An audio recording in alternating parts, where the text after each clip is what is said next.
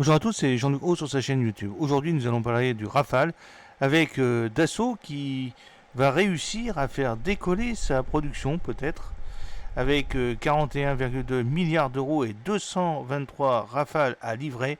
Le carnet de commandes de l'avionneur français a atteint un nouveau record au premier semestre 2024. Mais confronté aux difficultés de sa chaîne de fournisseurs, Dassault peine à faire décoller sa production de Rafale et de Falcon. Un problème de riche, mais un problème quand même. Lors de la présentation des résultats semestriels de Dassault Aviation, le mardi 23 juillet, le PDG Éric Trappier a bien résumé l'équation périlleuse à laquelle le groupe est confronté. D'un côté, un carnet de commandes record, estimé à 41,2 milliards d'euros, avec 223 Rafales et 83 Falcon à livrer. De l'autre, une chaîne de fournisseurs qui a le plus grand mal à suivre le rythme, d'où les retards qui se poursuivent en 2024. Il y a de grosses difficultés de nos sous-traitants, notamment dans les aérostructures, explique Éric Trappier. On fait tout notre possible pour livrer nos clients à l'heure, mais c'est difficile.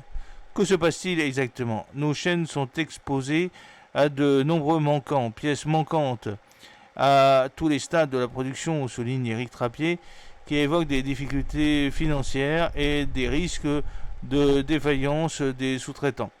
La production est donc ralentie sur les différents sites de Dassault en France, notamment sur la ligne d'assemblage final à Mérignac, en Gironde, qui doit parfois attendre des pièces pour terminer les avions. Même problème sur les jets d'affaires Falcon, dont l'aménagement intérieur est effectué dans l'usine américaine de Little Rock en Arkansas. Les avions arrivant de France, moins finalisés qu'à l'habitude, des travaux supplémentaires doivent être effectués sur place, ce qui ralentit les livraisons. 3 Rafales par mois, un objectif difficile. Conséquence de ces difficultés, l'avionneur familial a le plus grand mal à monter vers sa cadence cible de 3 Rafales assemblés par mois. Dassault ne prévoit de livrer que 20 Rafales cette année, soit une cadence légèrement inférieure à 2 appareils mensuels. Sur le premier semestre, la cadence n'était même que d'un avion par mois, l'usine de Mérignac en Gironde n'ayant livré que 6 Rafales, tous destinés à l'armée de l'air et de l'espace.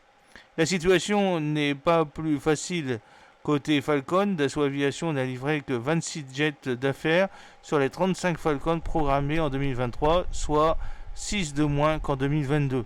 Éric Trappier assure toutefois que la montée en cadence progresse. Les usines sont en train de monter en puissance, explique-t-il, à l'usine de Seclin dans le Nord, qui est spécialisée dans les pièces primaires. Nous sommes déjà proches de la cadence 3. C'est plus difficile à Mérignac, l'assemblage final, c'est comme un Lego. Quand il manque une pièce, on n'y arrive pas. Mais le PDG de Dassault Aviation se veut optimiste. Il assure pouvoir atteindre la cadence de 3 Rafales par mois en 2025 et honorer ses engagements de livraison aux clients. On a des contrats signés, on se doit de livrer à l'heure, souligne-t-il. Je suis quand même optimiste sur nos capacités, je suis même prêt à prendre de nouvelles commandes. Parmi les pays intéressés figurent notamment la Serbie, la Colombie, l'Arabie Saoudite, même si Dassault fait figure de challenger à Riyad face à l'Eurofighter. Les Émirats Arabes Unis, qui ont déjà commandé 80 Rafales, auraient également ouvert des discussions pour des avions supplémentaires selon Intelligence Online. Airbus est aussi touché. Dassault Aviation n'est pas le seul groupe confronté aux difficultés de la chaîne de sous-traitance. Parmi les mêmes raisons, Airbus a dû réduire sa prévision de livraison d'avions de 800 à 770 appareils sur l'année 2024. Après le choc du Covid, la remise sous tension de la chaîne des fournisseurs est difficile avec des pénuries de composants, de main-d'œuvre, des effets de l'inflation ou encore des difficultés des sous-traitants à financer leur montée en cadence, explique Pascal Fabre, directeur associé du cabinet de conseil Alix Partners, spécialiste de l'aérospatiale et de la défense. Le problème des 3 prochaines décennies, c'est quoi? Ce sera clairement la production et pas la demande, une problématique dont le secteur commence à avoir l'habitude. J'espère que cette petite vidéo vous a plu. N'oubliez pas de cliquer sur le pouce pour la promouvoir, de vous abonner si ce n'est pas encore fait et de partager cette vidéo sur vos réseaux sociaux. A très bientôt, fidèlement, Jean-Luc Haut.